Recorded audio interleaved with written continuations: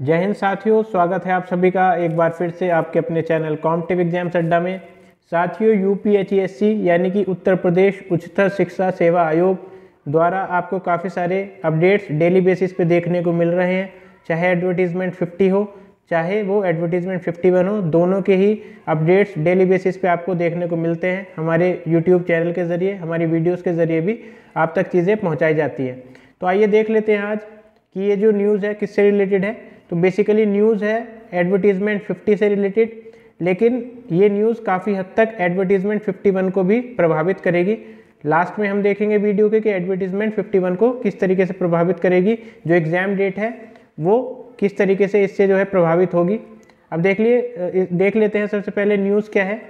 और अगर आप चैनल पे फर्स्ट टाइम विजिट कर रहे हैं, पहली बार आप चैनल पे आए हैं, तो चैनल को ज़रूर सब्सक्राइब करें और शेयर करें। इस तरीके की जो अपडेट्स हैं, इस तरीके की इंपॉर्टेंट नोटिफिकेशंस हैं, वो हमारे द्वारा आप तक पहुंचाए जाते हैं। देख लेते हैं न्यूज़ क्या है। तो सबसे पहले इसमें देखिए, प्रतीक्षा सूची के अभ्यर्थियों को मिलेगा मौका। अब देखिए, प्रतीक्षा सूची यानी कि वेटिंग लिस्ट के अभ्यर्थियों को मौका मिलेगा। कौन से एडवर्टीजमेंट की बात हो रही है? एडवर्टीजमेंट 50 की बात हो रही है। तो देखिए, एडवर्टीजमेंट 50 में ज़्यादातर जो सब्जेक्ट्स हैं उनमें जो रिजल्ट है वो बेसिकली डिक्लेयर हो चुका है, नियुक्तियां मिल चुकी हैं, ज्वाइनिंग हो चुकी है। लेकिन इसमें क्या होता है, जब कोई भी नियुक्ति होती है, जब कोई भी बेसिकली जॉब फाइनलाइज होती है, रिजल्ट आ जाता है, तो उसमें एक लिस्ट बनती है सिलेक्टेड कैंडिडेट्स की और एक लिस्ट बनाई जाती है वेटिंग जो कैंडिडेट्स की। अगर सिलेक्टेड कैंडिडेट्स में से कोई भी कैंडिडेट ज्वाइन नहीं करता है तो वेटिंग लिस्ट के कैंडिडेट को मौका मिलता है उसकी जगह। इसी तरीके की कुछ बात यहाँ पे एडवर्टीजमेंट 50 की भी हो रही है। अब देख लेते हैं इसमें क्या माजरा है सारा।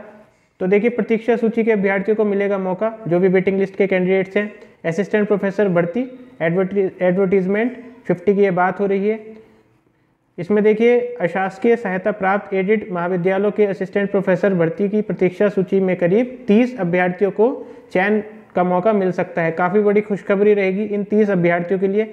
ये जो है वेटिंग लिस्ट में कैंडिडेट्स जो हैं उनको मौका मिल सकता है नियुक्ति का। इसके लिए जो है उच्च शिक्षा निर्देशालय से प्रक्रिया शुरू हो चुकी है। तो देखिए, जो उच्च शिक्षा यानी कि हायर एजुकेशन डायरेक्टरेट है, उससे जो है इसकी प्रोसेस शुरू हो चुकी है। अगले कुछ दिनों में रिक्त पदों की सूची तैयार हो जाएगी।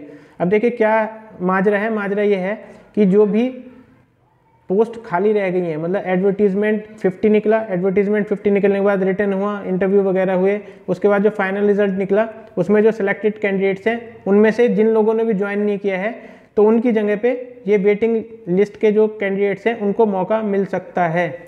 तो इसमें जो ये पूरा का पूरा ब्यौरा है, ये अगले कुछ दिनों में रिक्त पदों की सूची जो है पूरी तैयार हो जाएगी।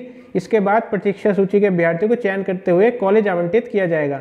तो उन लोगों को मौका मिलेगा, कॉलेज जो है उनको आवंटित कर दिया जाएगा। एडेड महाविद्यालयों में 2002 असिस्टेंट प्रोफेसर की प्रक्रिया जो है भर्ती प्रक्रिया उच्चतर शिक्षा सेवा आयोग ने जुलाई में पूरी कर दी थी। एडवर्टीजमेंट 50 में जो है जुलाई में ये सारी चीज़ें हो गई थी।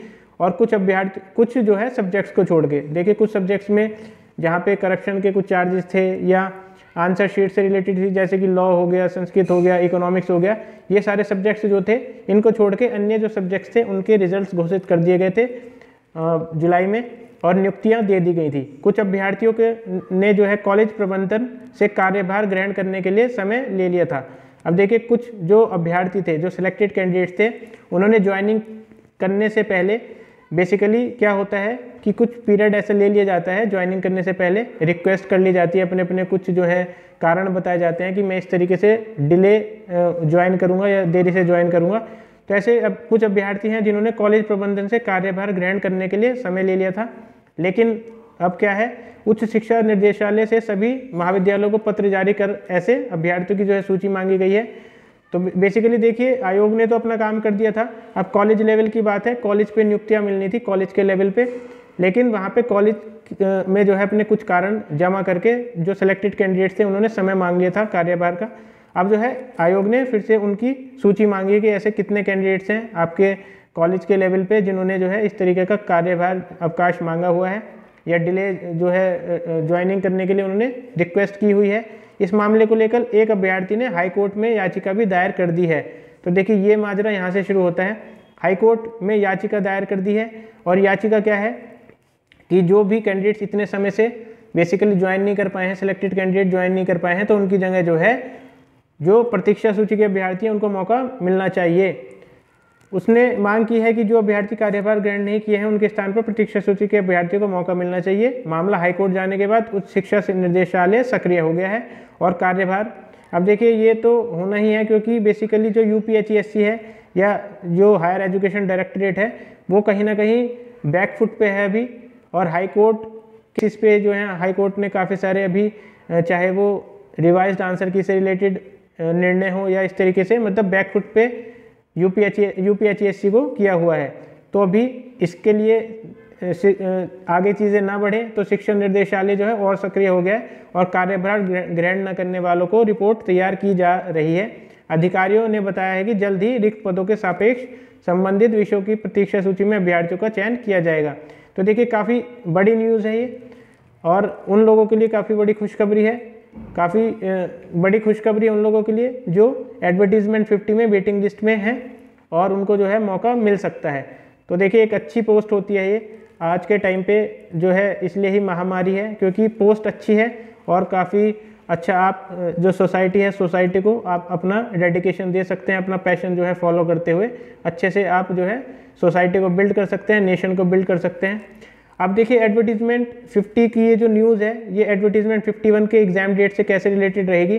तो देखिए ये सिंपल सी चीज़ ये है कि अगर इस तरीके के कार्य होंगे तो कहीं ना कहीं यूपीएचईएससी जो है वो फंसा रहेगा। जैसे कि अभी विधि का इंटरव्यू लेना है, जनवरी में इंटरव्यू होना है, जनवरी 11 को विधि का इंटरव्यू होना है और इसके बाद में देखिए बीएड के न्यू फॉर्म्स खुलने हैं और इस तरीके की चीज़ और है कि उनकी छटनी करना जिन लोगों ने ज्वाइन नहीं किया है, तो ये वर्कलोड बढ़ाता है आयोग पे और आयोग जो है इसलिए एडवर्टीजमेंट 51 की जो एग्ज़ाम डेट है उसमें देरी होने की पूरी संभावना रहेगी।